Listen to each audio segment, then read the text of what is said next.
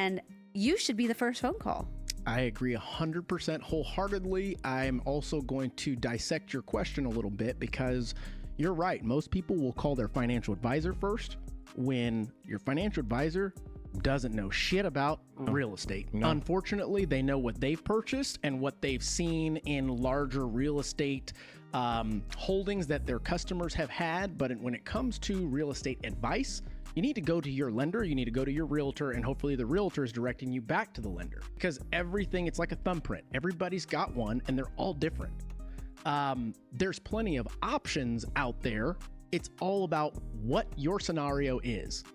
You can't give broad advice on a hypothetical. And I can't stand when I hear a customer come to us and say, well, this lender offered us this, this, and this. Okay, and what was your credit at when they pulled? Oh, they didn't pull my credit.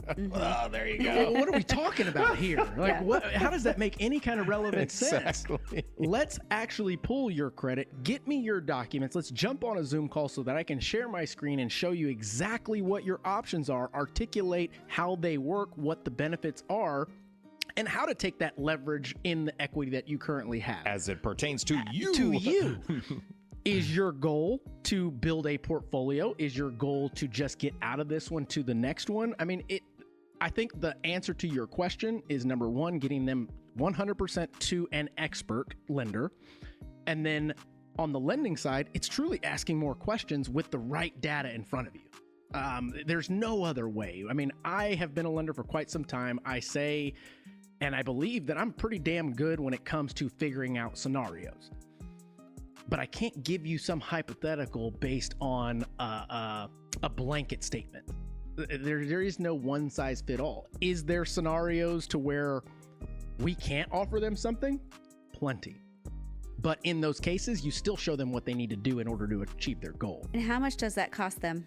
Cost them nothing. Exactly. Nothing. It costs you a credit pool, which today you do not get dinged more than 1 to 2 points, and they're temporary and they go back to your credit score. If you're concerned with a point or two on your credit report, chances are you don't have good credit. I'm going to be honest. And even still, my goal is to show you how to raise that score. So it takes you 2 points temporarily to show you how to raise it 50 to 100 points. Right. There you go. What's the it's outcome? Nothing but upside. It's all upside. It's all upside. But I don't know why people are afraid to do that or why they believe they need to go to the financial advisor first. It drives me insane when I see financial advisor. Well, my financial advisor said this. You do realize that your financial advisor gets paid on how much you have on holding with them, right? So they're never going to tell you to take money out to go and buy a property. They're never going to tell you to take money out to do probably what you need to do with that money. It's always, well, let's move this around to a more aggressive fund, or let's move this around to a less aggressive fund. That's the solutions. Right. Unless you're talking to my financial advisor, he's like, you're always outperforming me. Just keep buying real estate. Just keep buying real estate. I think that's my point. And he actually told her that. I believe that. He's like, you're doing better than me. Go buy another house. Yes. And there's so many scenarios that I think for years, and even when I was doing investments and whatnot for Chase, I would refer to my financial advisor thinking that he had all the answers. They didn't. As I grew in the industry, come to find out, they know about stocks, mutual funds. Most of them can't tell you what the market's going to do because they wouldn't be doing what they're doing if they did. They'd be playing the market and building their actual portfolio, not gambling with your money. Do you? Sorry. It's true. I'm with you on that because I'm going to go so far as to say that, Joe Blow Public, on the real estate side at least, they see equals. This kid just got their license, let's just say this morning, and Robert Elder or Stephanie, they've been in the business and thousands of transactions. To the consumer, they're both licensed. That's it. They're in their minds, they're equals. Same thing with you. You are a guy that'll figure stuff out inside out and sideways and have done thousands of transactions, and you can dissect that and get that customer the best deal. But then there's an LO that just got licensed. I guarantee in the consumer's mind, they're the same. And it's the same thing with a money manager as well. I mean, there's someone years ago that this guy literally could not pay his car and his mortgage or his rent or anything else. And then one day he calls me up all excited and he's like, hey man, I got my Series 7. I'm going to do, and I'm just like, the fuck, you're touching my money. But it's like, is being a homeowner going to be a luxury item? Man, that's a good question. And if so, you need to get on top of it now. Absolutely. I don't know why, Mark. I have this thing in my gut right now that's just on fire. Like, wake up, people. Mm-hmm. You've got to, if this is homeownership is something you want, it's not like our parents. Yeah. This is It's so true. you have to plan, you have to commit, and it is a process. And once you're in, Right. you're in the club. There is a targeted group sector that believes that millennials, I make the cut. Us millennials don't want to be homeowners. We just want to rent our piece and have everything taken care of for us and just pay our rent because we don't want to be stuck Tied somewhere, down. tied down. Complete opposite almost. But when you Weird. look at who's pushing that, I love Grant Cardone, but he's one of the biggest apartment purchasers So true. in the world. So true. He's going to push rent. Is he wrong for it? I don't think so. I No. think he's not taking advantage. I call it capitalizing on what is there. 100%. Others can't. He can. One of his talks, he said, poor people will always be poor. And that's what he, has made money off of.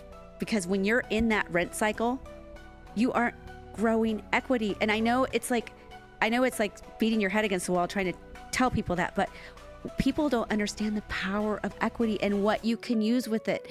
You can leverage it. You could pay for college. You can, buy other houses with. There's so many things you can do with it. But they're taking that away from us.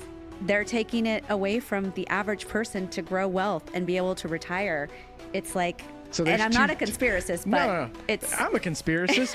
It wouldn't be conspiracy But if I there mean- wasn't actual conspiracy. So, I figured I would forget the second thing, and I did. well, and if you're a millennial and you don't want to be tied down, guess what? You can rent your house out. Yes. So I just feel like I am such a believer in homeownership. I see the wealth that it's built us. Right. Same here. And right. I'm just like, if you truly want to have a chance in this economy, in this world, it's real estate, guys. Exactly. But I can tell you, no matter how much money you make in your profession, in your craft, if you're not putting it somewhere, and me, I don't really trust the stock market because it is volatile and I'm here long term. Real estate has been good to me. I mean, Right. you put your money in real estate, as long as you hold it long enough, you're going to be You're just going to fine. be just fine. Right. You're going to be just fine. Meanwhile, we're talking about higher rates. Consumers are going, but rates are high. We're talking about low inventory, but I can't find the right house. Well, why not compromise? Why not find a way versus an excuse? Because I've got investors all day long still trying to find ways, even at 9, 10, 12%, and still capitalizing. They're Right. going, okay, yes, I'll pay this higher interest rate now, but as soon as they come back down, I'll refi. So give me a 1-year prepayment penalty. Right. No problem. That makes sense. You guys understand the concept of owning that property and generating the income from it, and also keeping the equity growing. And tax benefits and All all of the other these things. things Exactly. That you don't know until you know. Right. Yeah. Yeah. Man, this has been good. I always love these talks yeah, with this you, has man. been good. You get the paint. I think now more than ever, the consumer, whether they're a buyer or seller, they really need to make sure that they vet who they're hiring, that they vet that person, and that they are that consummate professional and knowledge broker, like she said, and that's who they're hiring, because we are going into a different time. I'm going to say it again. Right now is a time of skill set. That is just what I know to be true. It's not even like I'm guessing. No, I know this to be true.